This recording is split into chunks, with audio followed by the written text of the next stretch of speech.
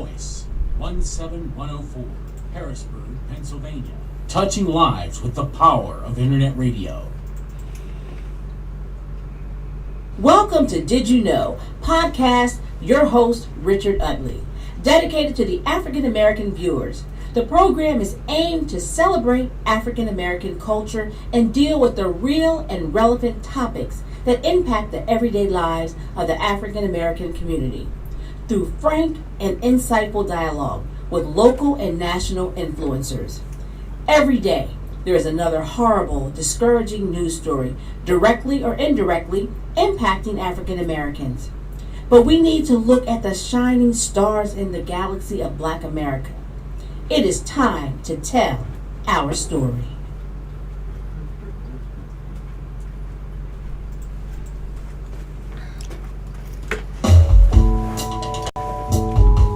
Well, good day. Well, I'm sure a lot of you are surprised because I usually do this program on Tuesday night between 6:30 and 7:30. But today I have a few guests on, so I'm going to accommodate them. So I'm going to do it today, but you can tune in tomorrow from 6:30 to 7:30 because I'm going to replay it. So anyway, I have a very interesting program today. What I've decided to do occasionally, I'm going to bring different guests on that we're going to have, I'm going to call it the Roundtable discussion, where we can just sit and just talk. So I can get other people's views and you can get other people's views. And then that way we get a mixture of how people see the world or how people see the community that they live in, or the hopes and visions and dreams of how they see where we're going. But first, I'm upset. I get upset a lot, but I'm keeping getting upset about black on black crime. It bothers me, and I keep preaching it, and I keep preaching it, and I'm going to keep preaching it. You know, we have a responsibility on black crime, and we have a responsibility to our young people. And that's why I said it's very important to you to reach out in our community. I think young people should speak to senior citizens. I think senior citizens should speak to young people. And it bothers me every day when I realize that we're losing another young person. I happened to read an article the other day about a gentleman. His son was 17 years old, and his son was in a shooting. And he felt very comfortable in terms of knowing he was proud of his son and all of those things, and he knew he had done his best to raise his son. But as he went through his son's telephone, he found out that his son lived a double life. It bothered him, but he brought it up and he was articulating about it because he's trying to tell you parents something. He's trying to tell your parents you need to know what your children are doing. You need to be held accountable to it as well. And so we have to take some responsibility. A lot of you say it's the school's job or the teacher's job. No, it's your job. You brought them into this world, so you do have the responsibility. A lot of you do not look after your children. You put the responsibility on somebody else, or you become not the parent, but the friend. So I'm just going to give a couple quotes to you. Harrisburg Police Commissioner agreed that some city youths, and I'm not only just in Harrisburg, but it's all over York, Pittsburgh, Philadelphia, and these little small towns, that some of them are associated with guns, gangs, and drugs when outside of their parents' view. And young people are taking risks, and they're getting more young people to get involved in this. So you need to be responsible and look out to see who your kids are associating with. Some older teens are steering young kids down the wrong path. Don't wait till it's too late. Don't wait till we realize that we're reading about your kid in the newspaper. Now, don't tell me if it's hot out and you see your child in a sweatshirt, hoodie, pants on, wearing a mask, black tennis shoes, and it's hot out, and that's not disturbing you? That's not a question mark to you? You need to know what your children's doing. I know I'm dating myself when I'm getting ready to say this, but when I was growing up, if you came home with a new hat, new shirt, they asked you where you got it from. Because you had to tell them where you got it from because they wanted to know where you got it from. We don't do that to a lot of our kids. You don't ask them. I know when he's growing up, they would go in your room unannounced, telling you it's their house, so you live under their rules. All I'm saying to you is that we have to be more responsible for our young people. We keep losing them day to day to day.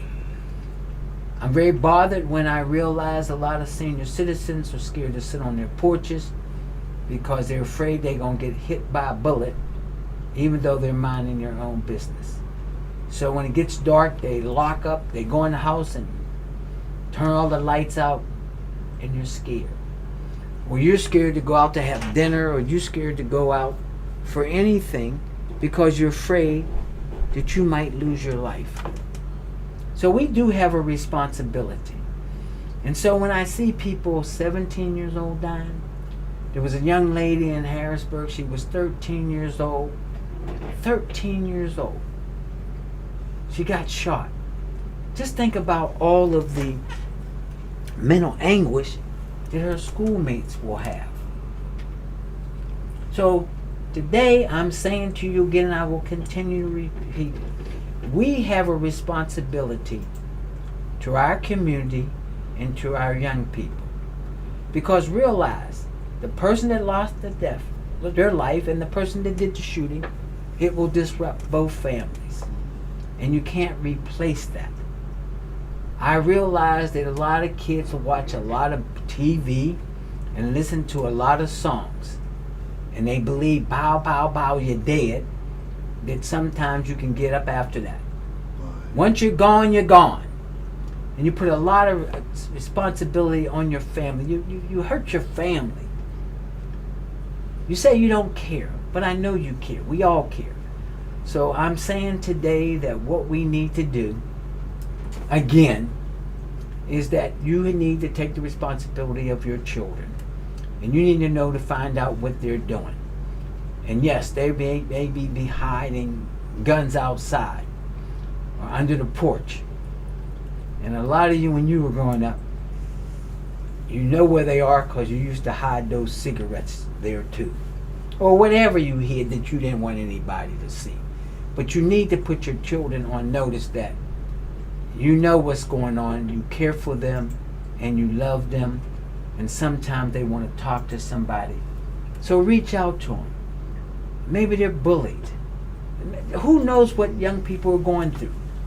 But maybe we need to be more compassionate to our young people and let them know that life is a precious thing, and we want them to live their life, and we want them to do well, and we hope they will continue to grow and grow older and wiser.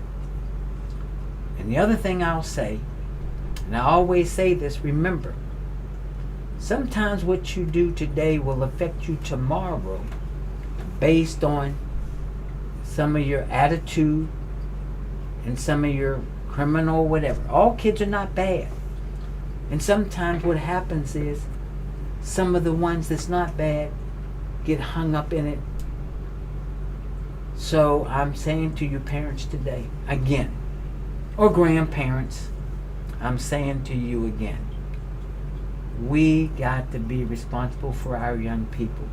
We got to encourage them, and we got to support them. Because it might be rough out there. We don't know what they're going through. But let's try to make life easier for them. But I will say it again, parents, you are responsible for your child. You are the one that brought them in this world. And it's your responsibility to look out for them, care for them, and support them. So anyway, that's that. So today I have a very interesting program. I decided that I'm going to start occasionally what I call roundtable discussion.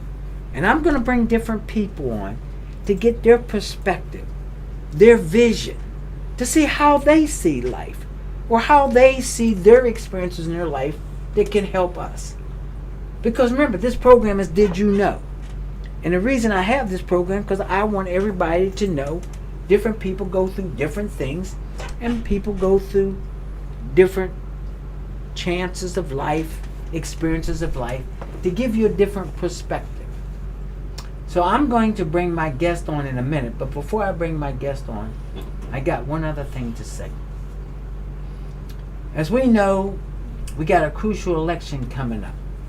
So I do want all of you to understand that probably in September, in October, I will focus a lot on politics.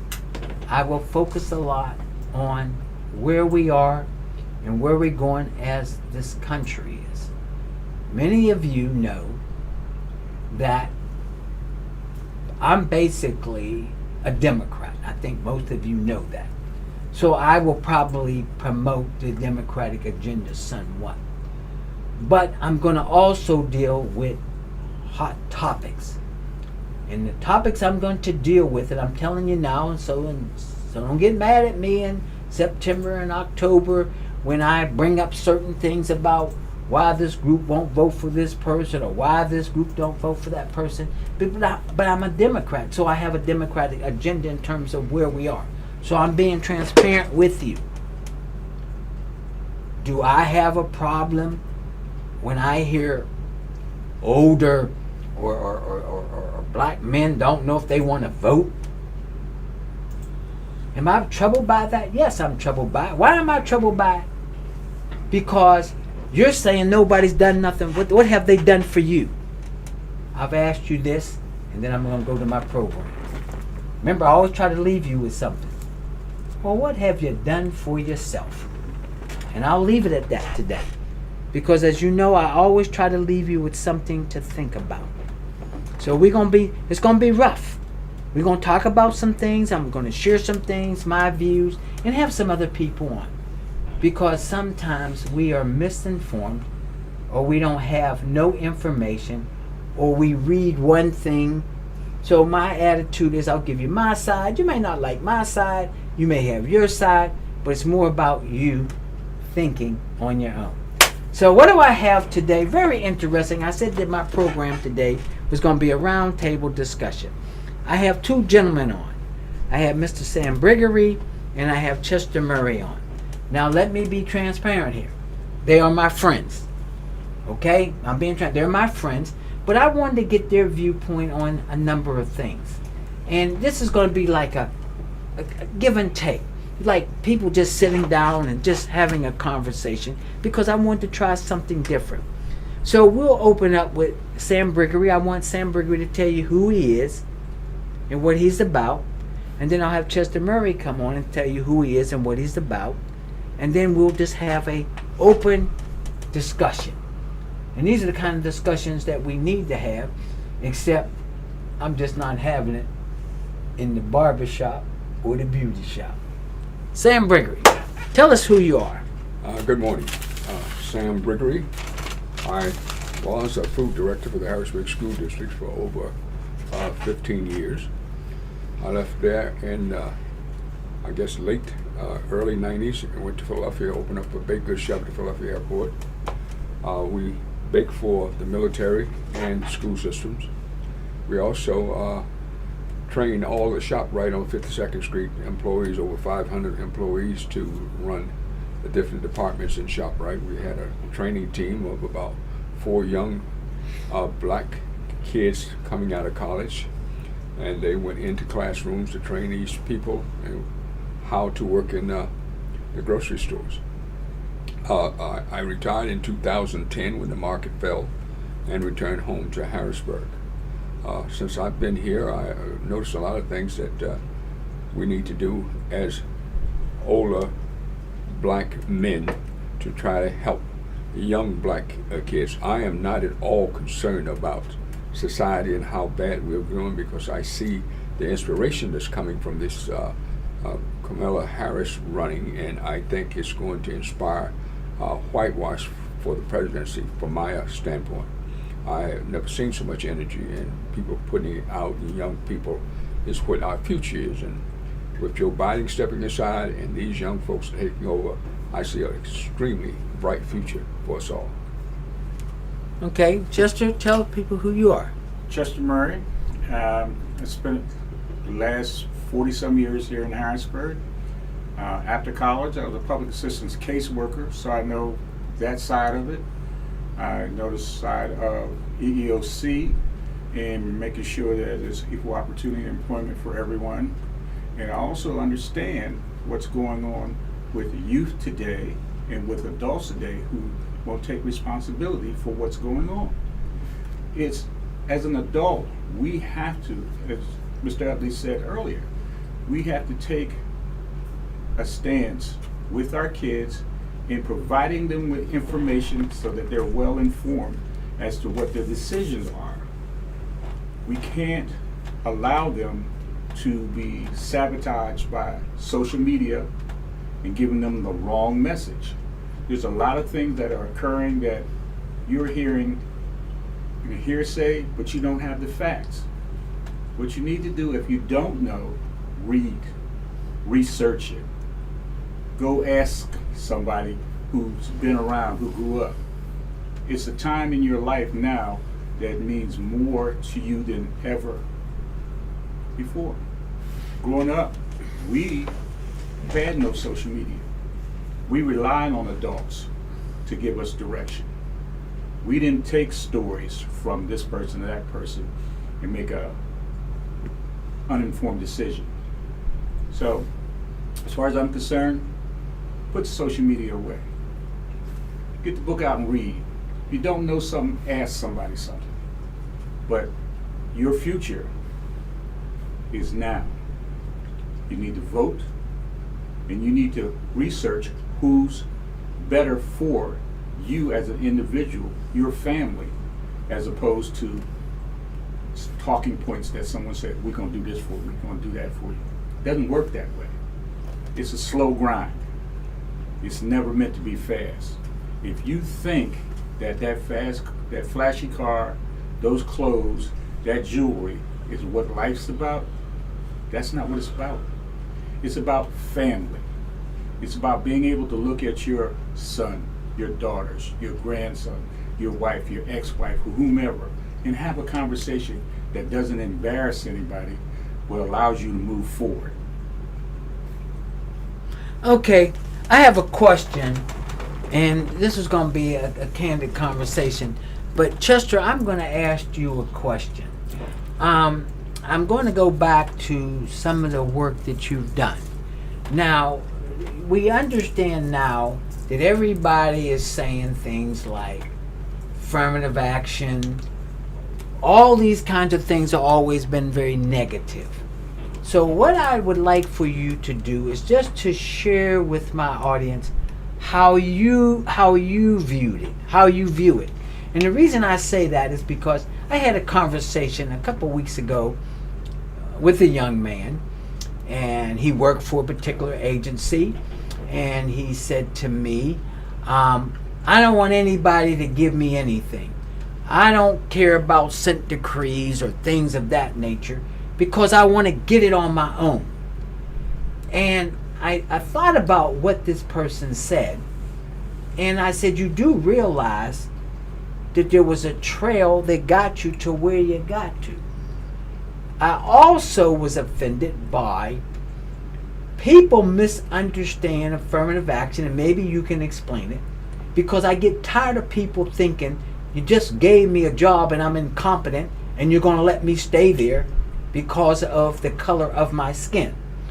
Also, I would like for you to address, because it's been bothering me as well, is that people don't understand you got to be competent. Nobody wants to hire anybody incompetent. And so by saying all that, I would just like for you to just in your own way, just pretty well explain how you saw affirmative action or whatever you want to call it and to where you see it at now. And the other thing is, I run into a lot of young African Americans that say they don't like affirmative action. They don't like this. They don't like that. And I say to them, you in that position now. So how do you think you got there? How do you think you became the vice president of this? Well, for this particular company? How do you think you got there? So keep these kinds of things in mind. The object to me is, if you're there, do a good job so that you can show that we are competent and we won't have people question our intelligence like I see going on now. Biggest misconception with affirmative action is that we're hiring unqualified individuals. Affirmative action says like-minded candidates who are equal in job training, education, they're the ones we want to bring through the door. So affirmative action has always been about opening the door to like-minded individuals who have the same job qualifications or attitude and responses to questions provided to them, to give them the opportunity to participate in the process. Affirmative action allows people to participate in the process. Now, how do we figure that out? If you look at the federal job codes, workforce codes, every job is listed out there. And all you do is look at the census information is available for those jobs, and you make sure they're part of the candidate pool. No, we're not giving them a job because they're part of that candidate pool. They will go through the selection process like everyone else. That's what affirmative action has always been to me, my understanding of it, and how I applied it. Now, nobody complains about the oldest affirmative action that's out there. The oldest affirmative action out there is my daddy went to school here, my mommy went to school here, my dad played football here, or they did something reference to the job. Okay, and they get an automatic pass in the door. Nobody says anything about that. But the minute you look at color, it's, oh, you're giving them a break. No, not at all. If you want to be a part of this society, you need to understand that doors have been opened for you to participate in the process. You still got to be able to do the job and succeed at it. Nobody's giving you a pass. Now, those other people may get a pass, but you'll never get a pass. Now, understand that when it comes to putting up a good work performance, it's not about color. The man asked you, the woman asked you to do a specific project. You need to work hard and get it done. If you don't understand something, ask a question. But your job is to get it done. Now, for all these people out there who think they hired me based on my merits, they may have hired you on your merits, but you never got the interview if they weren't forced to bring in all qualified individuals. Know that. And when it's time to end your career, remember one thing. Based on what you've done at that company will determine whether you stay or go.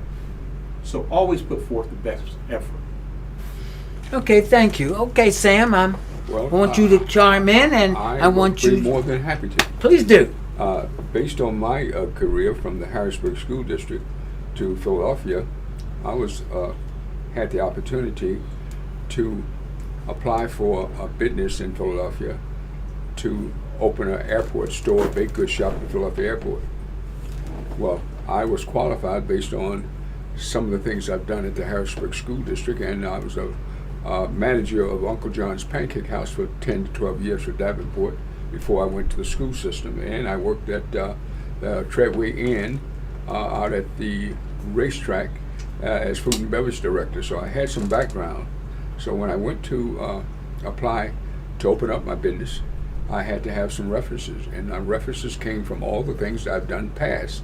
And I was able to borrow $500,000 to open up at the airport in Philadelphia. And based on that, from that point on, everything I did was based on my past.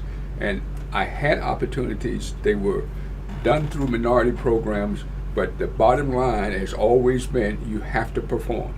If you do not perform, you will not be there very, very long. And I was in the airport for about 15 years before I opened up my other store and served the military.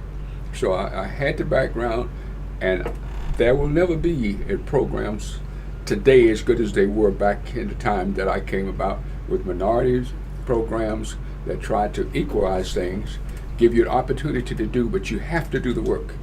You have to be committed, and if you want to do the work. And if you don't, you're not going to last long in society. And everybody is has looked to tear down minority programs, and they have done that at this point. So these young folks today have to really work twice as hard as we had to work to succeed, I believe.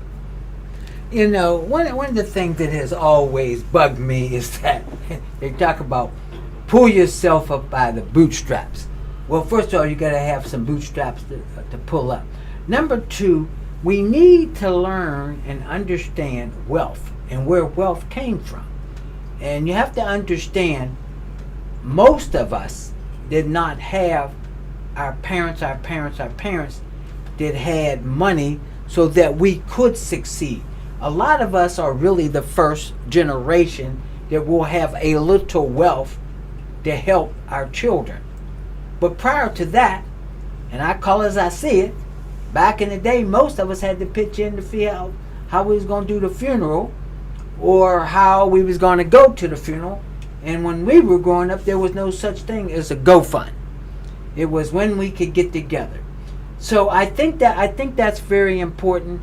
I want to go to you, Sam, and talk about just a little bit about how do you see where we are and what are some of the things that you think we need to do? Well, my biggest interest right now is young black men.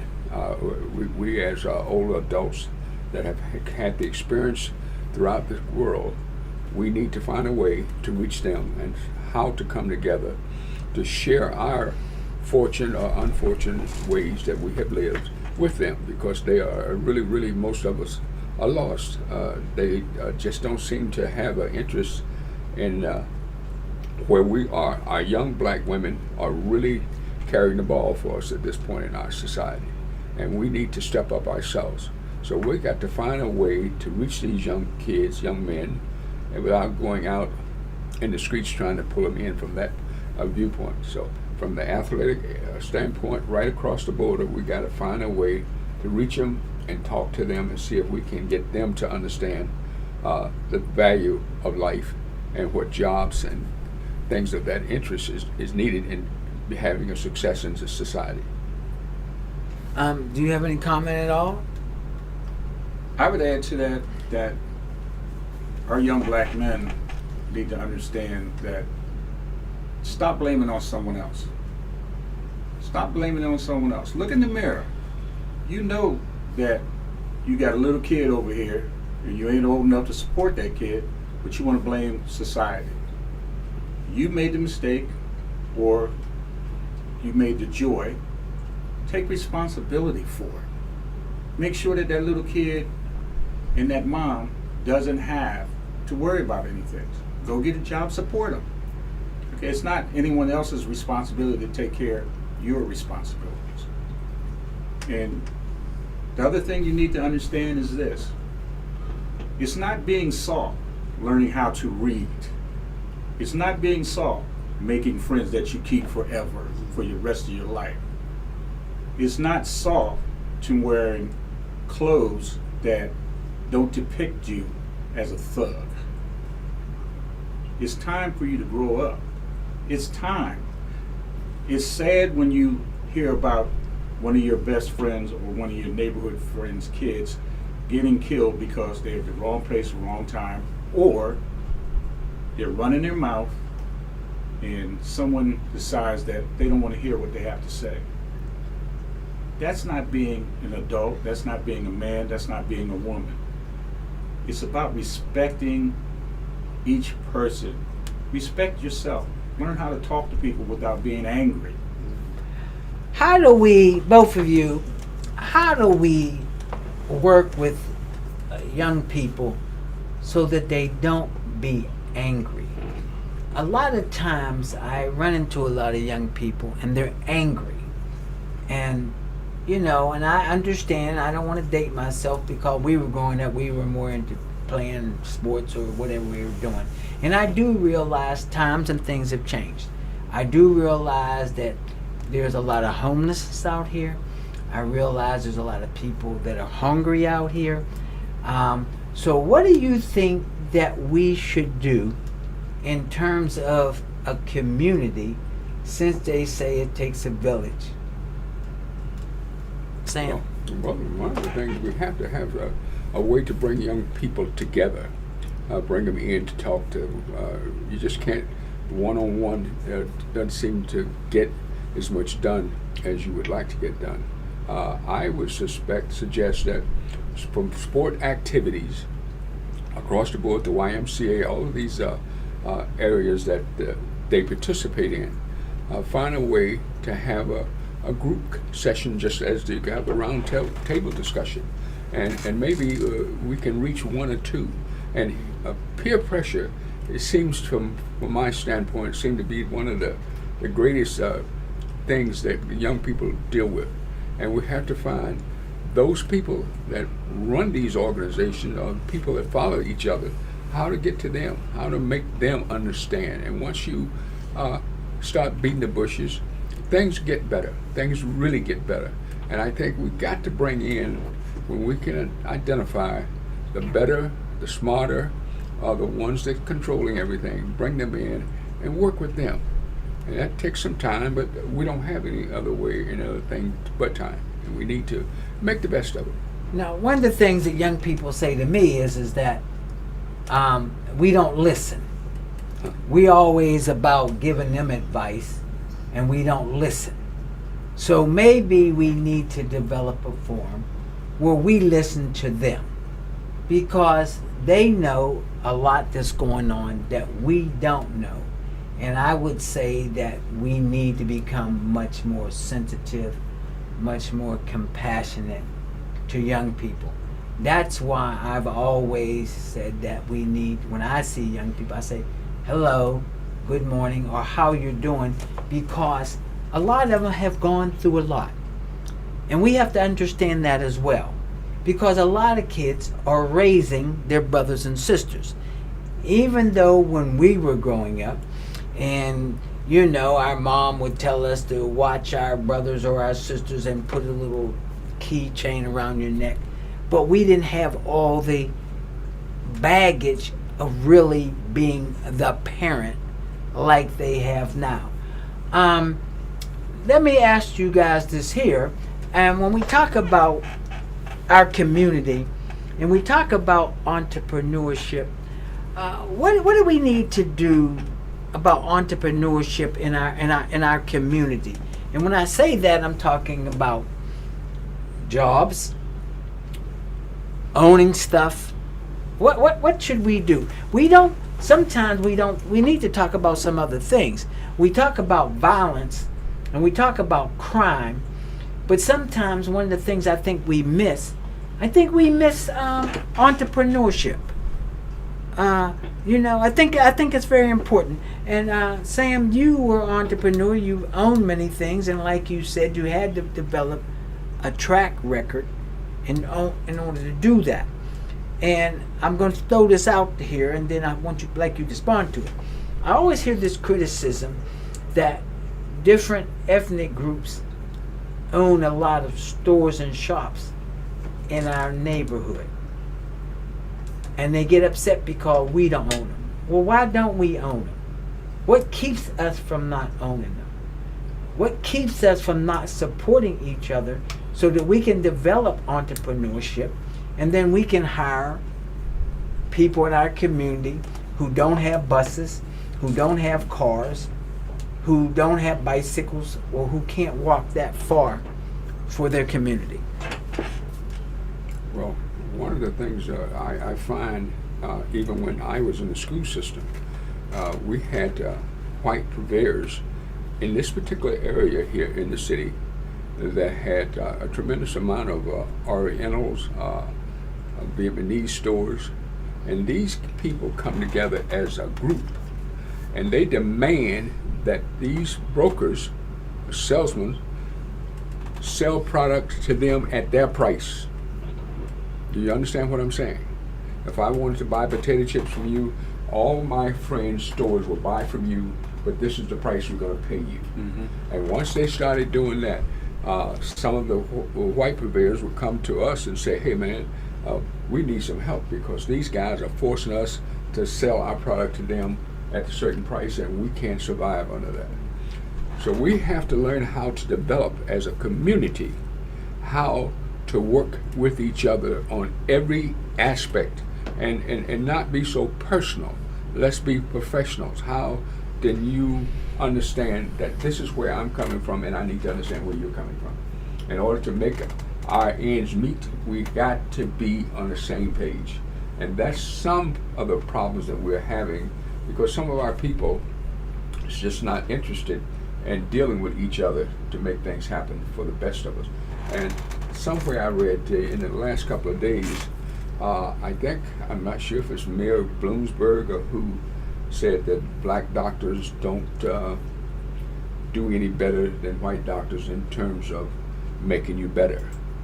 Well, I disagree with that. I disagree with the point that we are never gotten the service from our white counterparts that we get from our black counterparts. So therefore, we got to find a way to reach each other to be harmoniously in getting surviving our way of life because we cannot afford to, where we are right now, this is the toughest time for us to lose the minority program. We're losing so much, and that's all going to get worse with this so-called Project 25, which has got to be the most devastating thing I've ever read.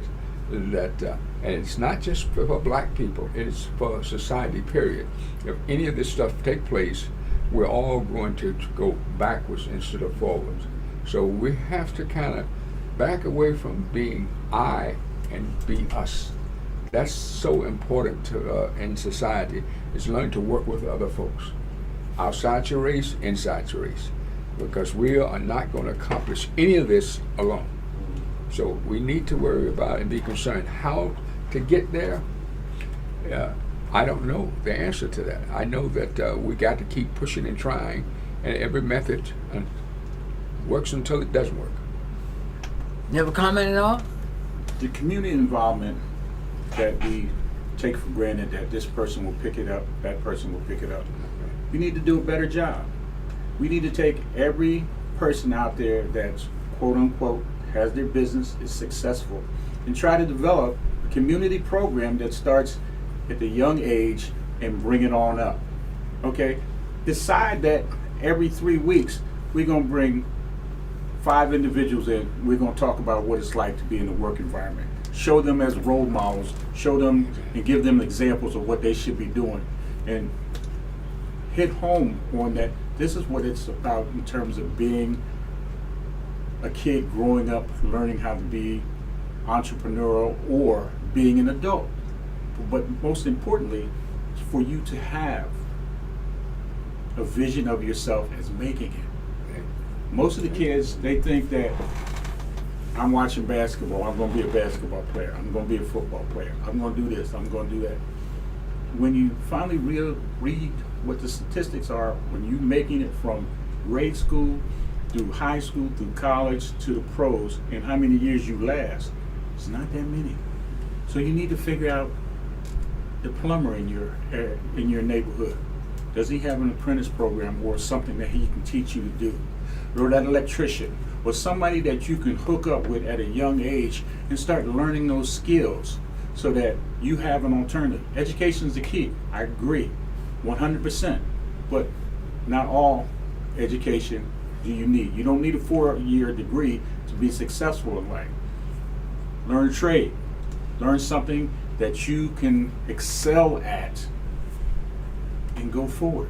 And if you excel at theory with a college degree, go ahead. But again, that's training you to do a certain job in life or to be able to learn how to do the job.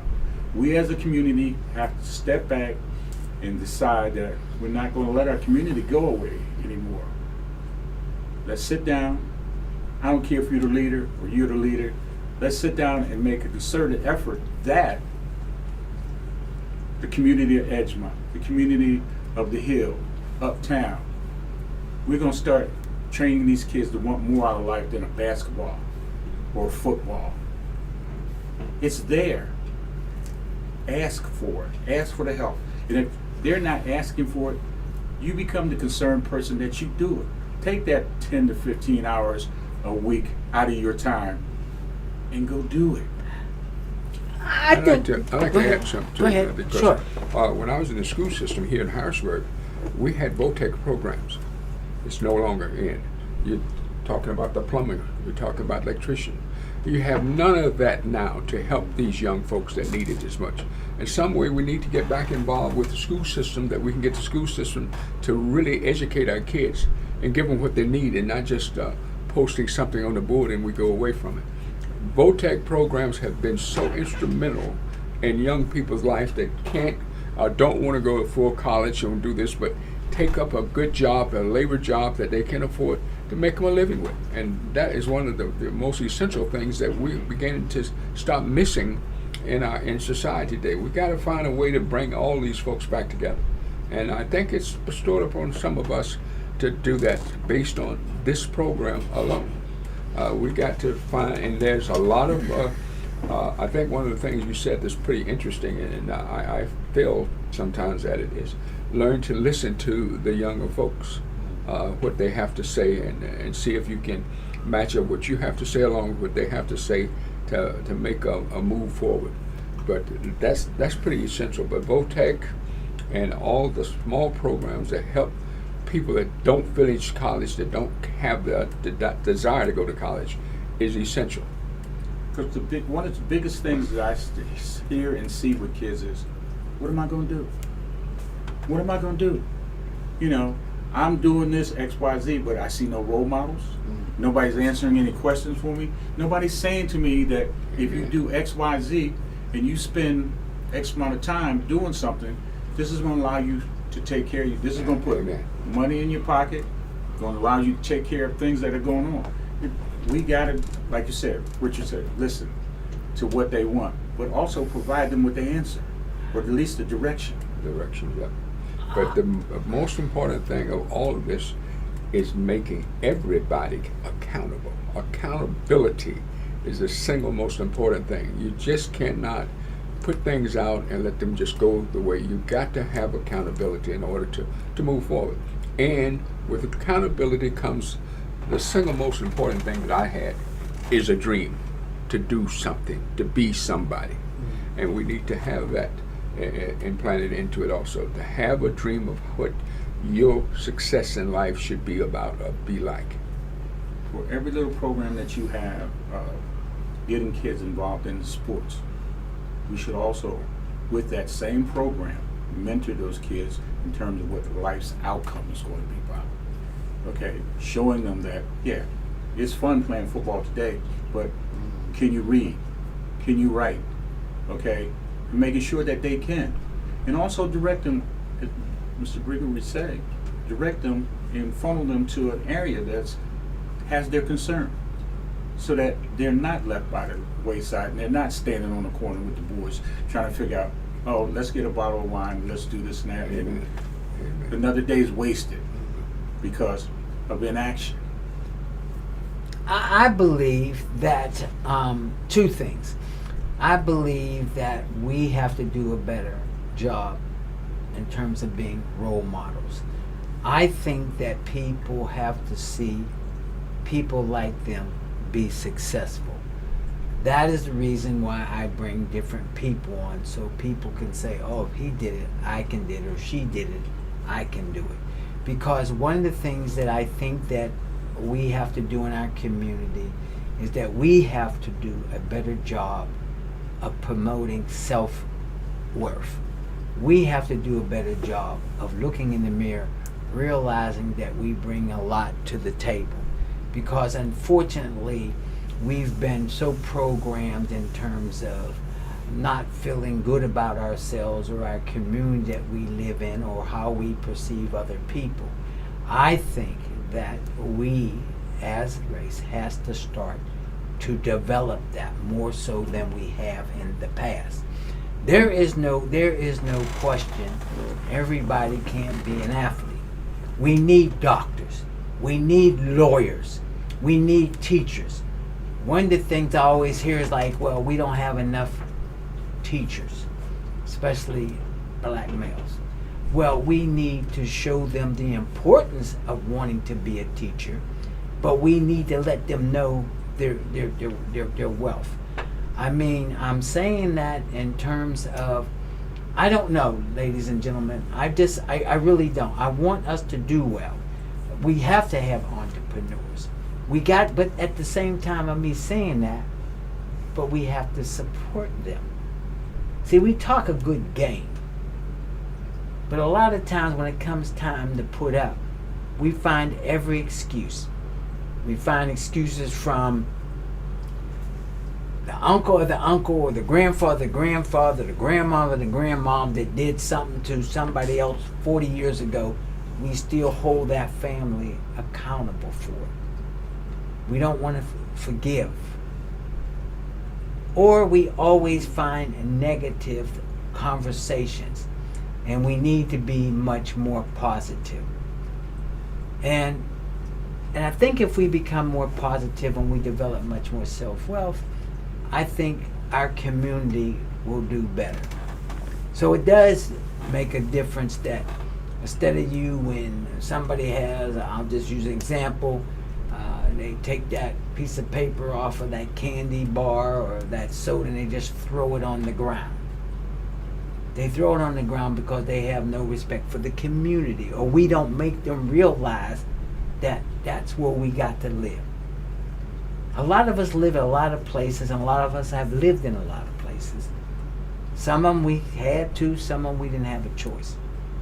But it was home, and I'm just saying that I'm going to start bringing different people on, just to have their viewpoint in terms of how they perceive things. Richard, let me ask you a question. I think this is all a grand idea, but where do we go from here? How do we start? And we need to start identifying people that we can bring together and do things together with for younger people. So we need to start from this point on identifying people that have interest in doing this and see if we can put a community together of young men trying to help young black men, or just to help the community, period. I think that, this is my opinion, I think there's 3 phases with this. I think 1, you do have a lot of social organizations, number 1. I think 2, I think churches could play a role in this. I think 3, that some kind of way that we work, say, with the school districts. For example, I'll give you an example. A lot of the people go in and they read to the kids at school. But how often do we bring entrepreneurs in that look like them to talk about being an entrepreneur? Entrepreneur is tough. There is no question. And what happens is, as I've said earlier, we got so many people that have all these ideas, but we got to support them. And if we support them and we start to develop a legacy, it then works. And having this program here is not to tell everybody out here what they should do and how they should do it. The program is out here for you to think about how we can do this. What are some of the concerns that you have? Maybe we need to go to the churches or go to the organizations and say, look, everything It's not about sports. Or what are you going to do when you get out of high school? Or when you're going to get out or whatever. And you're right. A lot of these young people, once they get out, they don't know what they're going to do because they have no plan. And the reason they don't have no plan is because nobody really discussed with me or anybody, for me as far as I say, in 7th grade or 8th grade, say, where's your plan? Where are you going? Where do you want to go? And if you want to go certain places, you have to build certain foundations. It's just like if you decide that you want to do certain things, then there's certain things that you can't do. You can't decide to say you want to be a doctor, or you can't say you want to be this and you want to be that, but at the same time you've been a career criminal all your life. It don't work that way because society has a way to calculate us. And that's why I think it's very important that when I have these programs, I think the parents, the grandparents, or friends, or nephews, or uncles should sit back and say to them, hey, young man or young lady, where you going or what you're doing, how you doing in school, have a good day. You know, tell them have a good day. Sometimes they haven't had a good day. You know, a lot of these kids, I do realize, because I talk to them, they got it rough out there. I'll be honest with you, I don't know if I could have survived it. But I believe in hopes and dreams, and we should have hopes and dreams of people. So the program really is, it's about discussing things. I'm going to have other roundtable discussions, and hopefully somebody will hear what we're saying and say, you know what, I'm going to go to our church, and we're going to talk about how we're going to get young people in, or how we're going to get that organization in, or how we're going to do that. You know, we got to support people long term, not just short term, because unfortunately we have developed a group that looks at stuff. If you got a good car, you got jewelry on, you're successful. But how successful are you, and how successful are you long term? In viewing life up to this point, I've watched people who don't look like you and I allow their kids to learn things at an early age that makes them successful. They let them run stores, they let them run any business that they're involved in, to teach them what the value of things are. We need to, as you stated earlier, as we talked about earlier, is open those programs for young kids, high school kids, seniors, that shows them or allows them to see what they can do and what they can't do in life based on their education and experience. Okay? Back to what Briggery said, vocational technical schools. That takes care of, I'd say, 60% of the kids, because at least allows them to have a vision as to what they're going to do when they walk out that door in high school. And we got to do it. No, I agree, but I also think that guidance counselors play a very important role. Whether you go to Thaddeus Stevens, that's a school. Everybody can't go to college. Everybody can't do this, but you know, everybody. And there are those people that we do need barbers, we do need beauticians, there's no question. But we also need people in the medical field as well. And we need to prepare them so they don't get frustrated. I mean, half the time I run people, they want to be barbers, they want to do beauty stuff. And I say, well, what about being a nurse's aide? Whoa! Or what about, unfortunately, healthcare is very important. We got to develop some people to fill in those jobs. Well, okay, I agree with all the things that were said, but how do we make that first step forward? The first step forward is you know, here's where I got to be careful, because the first step, do I have a plan? No, I do not. This conversation has been somewhat frustrating, but that doesn't mean that we don't share what our knowledge is. So I just said, I threw it out there. We need to talk to schools, not me or you, but our school teachers, ministers, directors of whatever. We've put it out there. So let's now start to think about how we're going to do it. All right, that's a good. That now we're speaking, because my interest and desire is to have something that works, something that gets people attention first. Second, making everybody accountable. So you got to have an organization behind us in order to move forward. Now, how to go about doing that is we start off with 2 or 3 guys that can approach other folks to bring into an organization and make that work. But we have to have a direction and a way to go. It doesn't become about us. It becomes about us individually talking to different groups about this. I think that's part of the key. I think part of the key is that what we're sharing out here is with people, and I'm sure half the audience is saying great ideas, but how are you going to make this happen? I think part of it is you got to have a conversation first.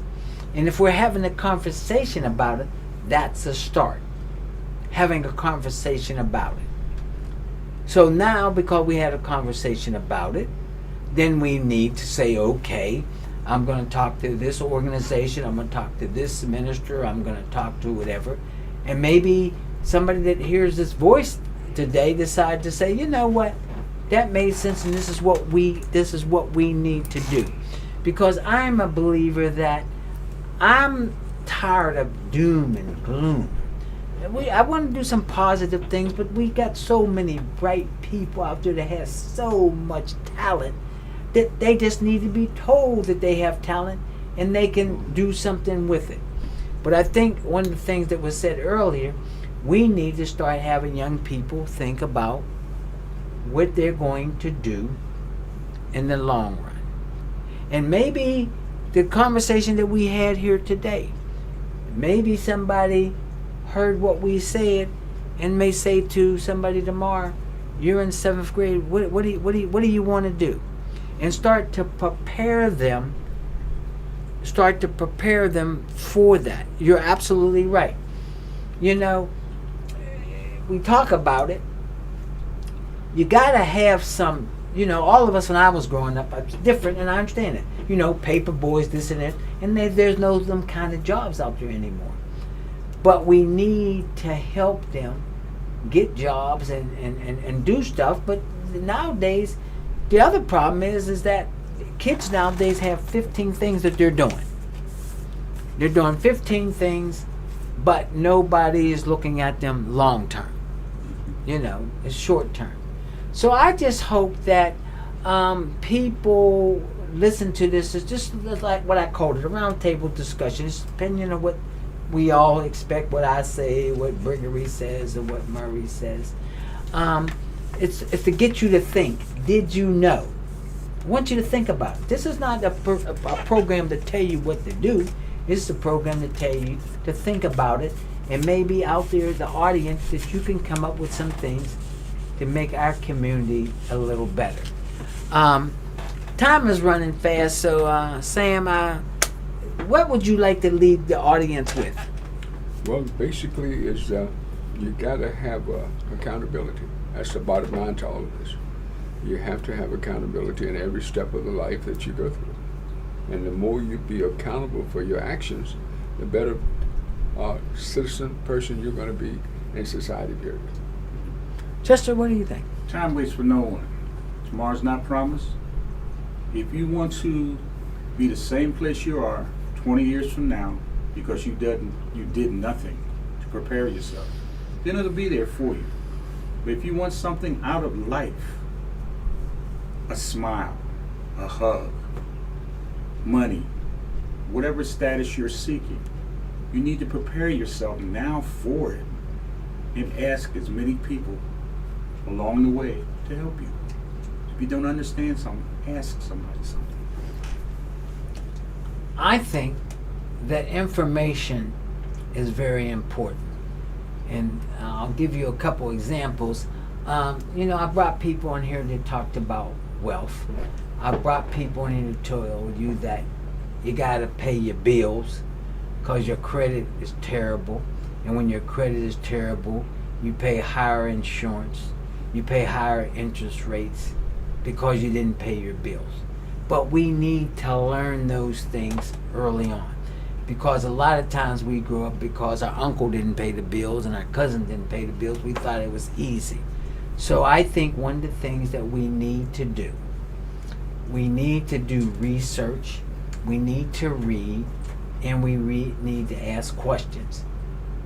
One of the things I have realized a lot of times, we don't know a lot because we either didn't know and nobody told us.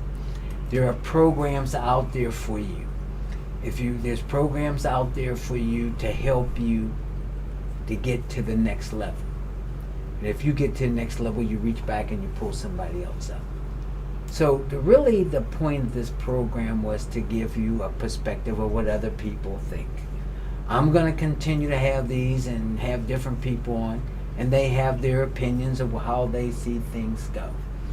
But one of the things I want to leave you with today is that think about what we need to do to make our community a better community, and what we need to do to help the young people that are following us. Because if we don't do that, then shame on us. Because I believe that we all bring something to the table, but we should give back to how we got there. Because somebody helped us along the way. So I hope that some of you may go to your churches, your schools, or your organizations and say, you know what? Why don't we have a career day? Or why don't we bring people in and say, hey, other than seeing basketball or football or whatever, there's doctors and there's lawyers and there's nurses. And I honestly believe this, and I'll leave you with this. If we see it, if we touch it, if we've been exposed to it, we can do it. So thank you for tuning in to another Did You Know? And don't forget, I'm doing it live today, but we'll rebroadcast this tomorrow. And I've already saw some comments on here that is telling me that, yeah, I'm right, but how are we going to do it? Leadership. And leadership. So many of you out there got a lot of leadership. A lot of you got a lot of knowledge. So let's use it. Let's leave a legacy knowing that we did what we needed to do. So thank you and have a good day.